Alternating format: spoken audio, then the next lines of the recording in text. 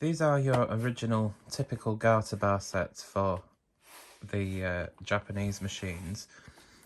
There was a 4.5mm, the 9mm, and there was also a mid-gauge one as well, which I don't have, so I can't show you that one. But the mid-gauge one was designed the same as the chunky one.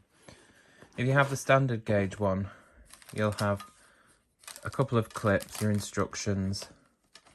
You'll have 3 pieces of bar, so you'll have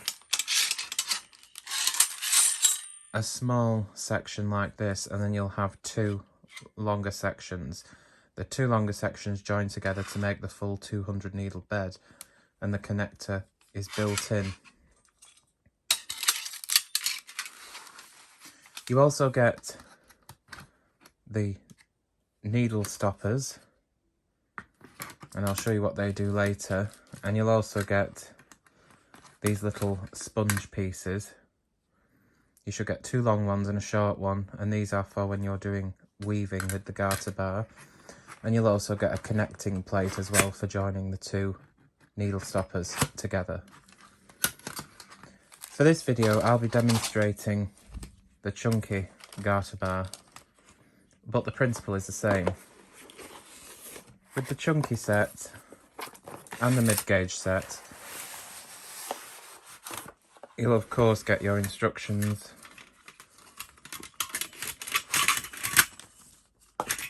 You'll get 2 long pieces of bar, exactly the same.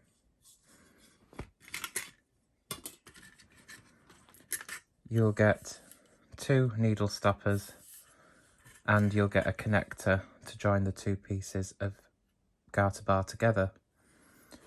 The chunky needle stoppers don't connect together, you just put them on independently. The first thing you'll need to do is to adjust your needle stopper for your particular machine. You can see you can move this in and out. So just loosen these 2 screws. Don't remove them completely, but just loosen them so that you can move the needle stopper sections there in and out. I'll be using the Brother 270, but these GB9 chunky garter bars can be used on the Silver Reed machines as well, the Knitmasters, the Singers, the Studios, also the LK100, and any of the machines that are 9mm. The reason you can do that is because this needle stopper is adjustable. So what we're going to do is, I'm going to bring some needles out into E position or holding position, and they're all the way forward as far as they'll go, and the teeth side of the garter bar here will sit in front of the gate pegs. So bring it out till its full extent like this, and put the lip edge here at the back behind the needle butts like this, and then just drop it forward carefully so it sits between all of the needles that are extended to E position. And then just with both hands on either side, just squeeze it together slightly. Don't do it tight, just enough, you know, just tap it like that until all that slack has been removed. And then we can carefully tighten up these screws. They don't have to be super tight. Just do them up enough while it's on the machine, and then you can take the stopper off, and then you can tighten them up a little bit more if you want to. Make sure you use the right size screwdriver so you don't chew the head off the screw. And that is now, the depth is now set, so that when we come to use our needle stopper, we can just easily pop it behind, and it's in the right depth for the machine we're using. The needle stopper, the reason that you use it, not only does it keep the needles from moving back, but it also keeps them rigid. You can see this here. If I move this needle, there's not much play in that. But if I take the stopper off, when these needles are in E position, you can see the needles move from side to side. And that can be awkward to reposition your stitches when you turn the work. So the needle stopper just keeps the rigidity of the needles. In this video I'm going to show you knitting garter stitch, the most basic function with the garter bar. Obviously you can do different techniques with it, but I've had a few requests on showing how to knit garter stitch with a garter bar, so that's what I'm going to do in this video. First of all, what we want to do is cast on with waste yarn, and since these needles are already out, I'll be using 50 here. If you're curious, I'm using an acrylic double knit yarn, but the weight doesn't matter. I'm going to use tension 2. Everything's set plain on this brother carriage here. This is waste yarn, and I'm going to knit a row and hang the comb. Just going to move my carriage out of the way so I can easily position my cast on comb. I'm going to centre it as best I can. It's about there, I think. The reason we're using waste yarn here is because it gives you something to hang on to when you're taking the stitches off, because we're going to start directly from a cast on with garter stitch, so the waste yarn just gives us something to pull, because I'm going to take this comb off once the waste yarn and ravel cord is in place. I'm just going to attach a clip to this bitter end here just to weight it down a little bit. I have got my ribber on here, but I've got it covered, so it shouldn't be too bad. Of course you can use your garter bars with the ribber attached on the angled ribber brackets, or you can use it flat. So I'm just going to knit a few rows here with waste yarn. I do have my fine knit bar in, but that's because I'm using a thinner yarn. It just helps the stitches knit off a bit better.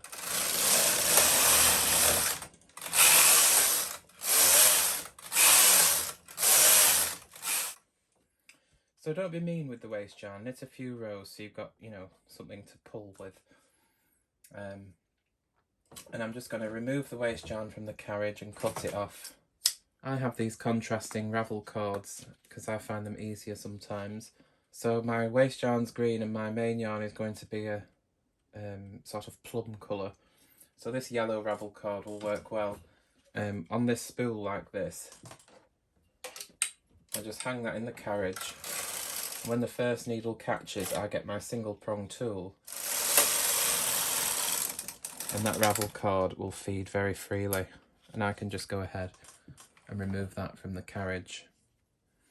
And this ravel cord will help us separate the main knitting from the waste yarn later.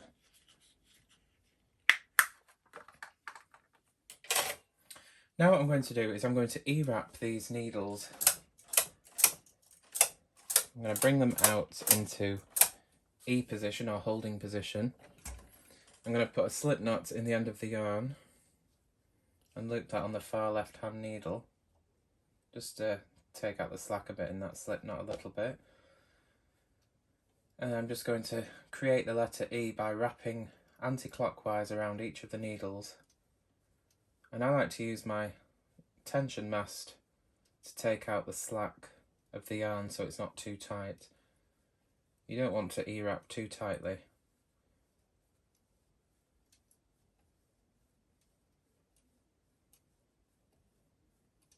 When you get to the last needle here, don't wrap the last one, just pass the yarn underneath it to prevent the stitch being twisted. And I'm going to knit one row from right to left, and then I'll show you what we do from there. Now, we need to set the carriage up so that we can knit this garter stitch pattern. For machines that have a holding lever, make sure it's set to no hold. You want to slip in the direction that your yarn has just finished here. So my yarn has finished on the left, so I'm going to push in my right part button on this Brother 270. Same for the 260.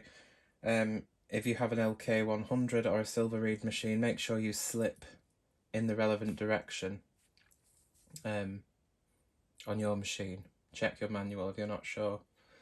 So I'm slipping over to the right here, and I have this hold lever set at no hold, and I'm simply going to take the carriage across to the right, and because all these needles are in V position, nothing will be disturbed.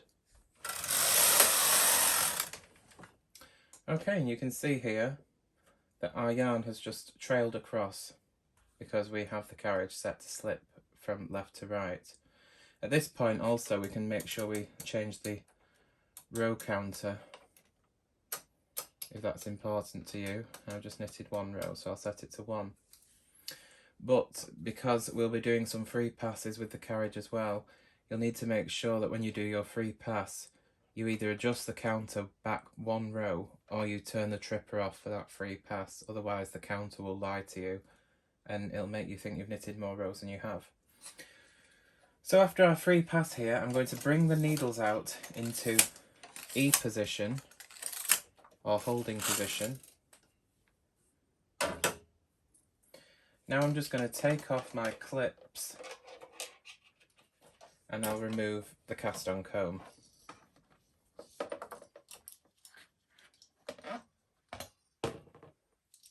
Now just bring the knitting forward slightly of the needles so that it doesn't get caught on the stopper, not enough to close the latches, but just so there's a gap between the gate peg and the stitches. I'm going to put the needle stopper behind the needles and sit it on so it's flat and those teeth on the stopper go between the needles. I'm going to push that knitting back against the stopper.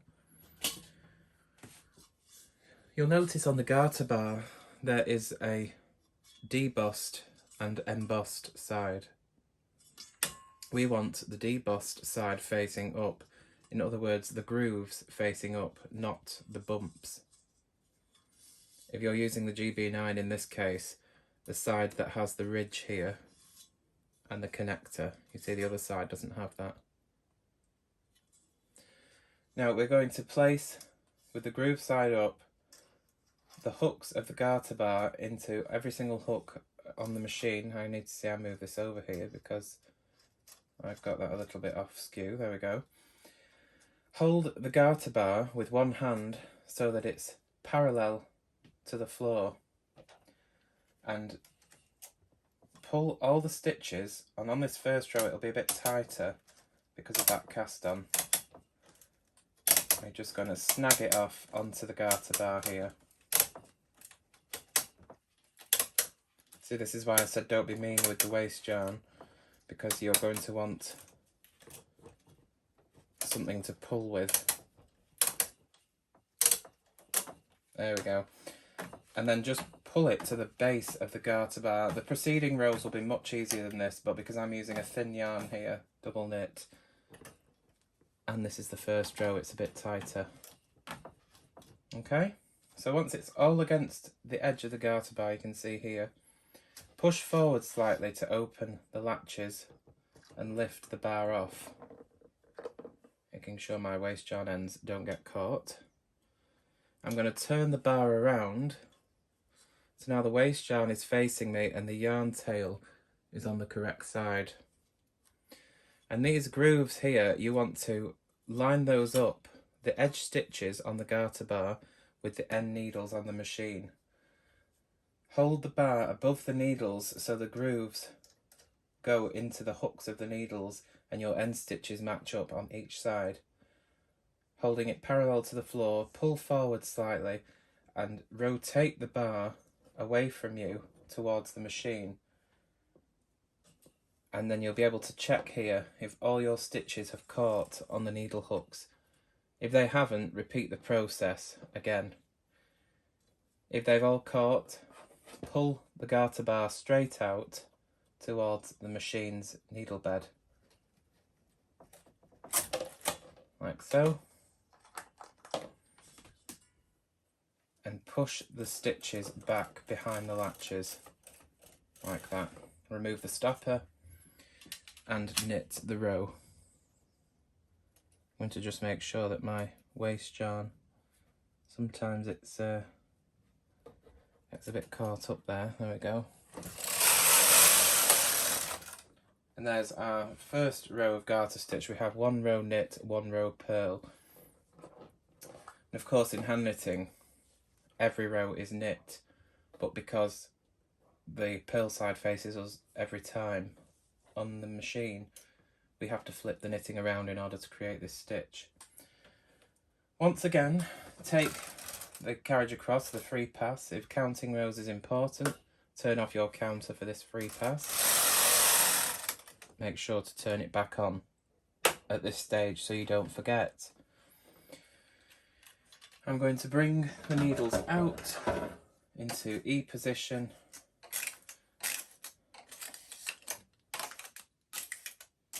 You may want to have a few claw weights on here, it depends how much weight you want to be lugging around. I'd like to do it with no weights on. If you're more comfortable with putting a few claw weights on, then do that. Push the knitting back against the stopper after you've installed it on the bed. Groove side up. Put all the hooks of the garter bar into the needle hooks and hold it parallel to the floor. And with your other hand, pull all the stitches onto the garter bar.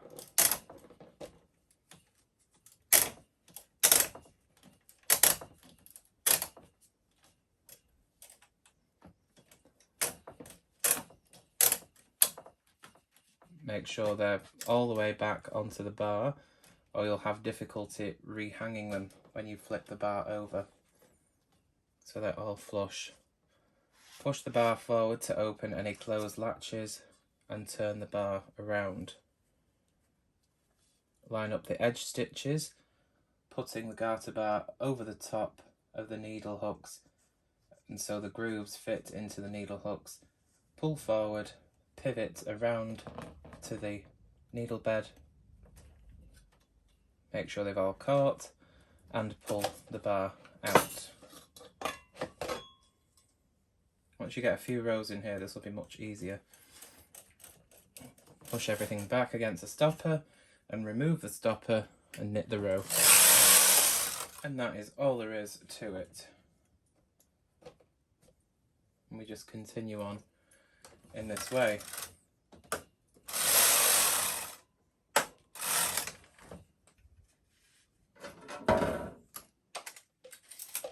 Now this is okay for a few rows. I wouldn't want to try and knit an entire garment in this way because it would take a while.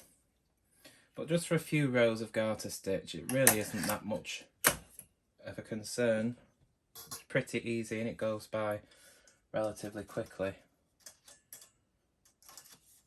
Groove side up, pull all the stitches onto the garter bar. You'll find this easier on these chunky machines with thicker yarns, but double knit was all I had to hand at the moment, so I had to use that. Push forward, lift off, turn around, garter bar over the top of the needles, line up your end stitches, make sure you're in the groove, pull forward, pivot, and check everything's caught, pull straight out. Push back, remove the stopper, and knit the row. Once you've done this a few times, you may want to omit using the needle pusher to bring the needles out, and just put your needle stopper behind the needles and just pull them all out together. But do lift it slightly of the bed so that the metal of the needle stopper isn't scraping against the bed, because you don't really want to scratch your machine.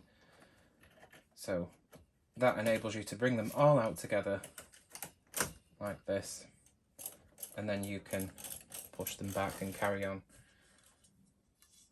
turning the stitches in the usual way. And you can see how it gets easier the more rows you do.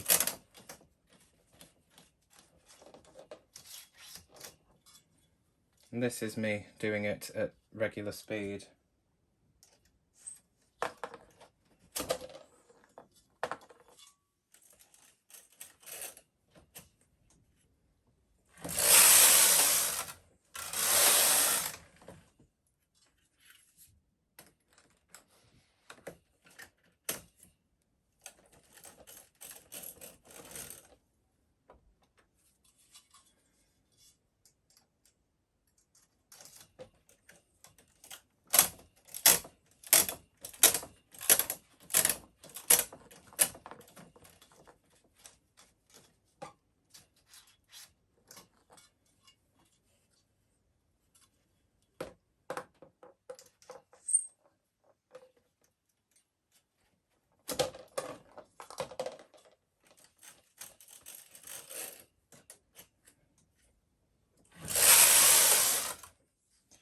So I've just got my sample off the machine and I'm just going to roll it up lengthways, and while the waste yarn's still attached, I'm going to grab hold of the waste yarn on the end of the piece and give it a good tug just to even those stitches up. To remove the waste yarn, we can just simply pull on the end of the ravel cord opposite the tail end, and it should easily remove like that. Whoops. You see the waste yarn just dropped away.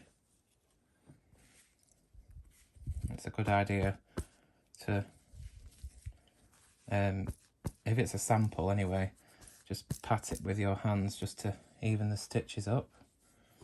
Obviously there's a bit of gauge difference between the stockinette and the garter stitch, but there you can see there's our few rows of garter stitch we did. Very neat. See, it's the same on both sides, and as you know, garter stitch creates a wide fabric, shorter, a bit like tuck stitch.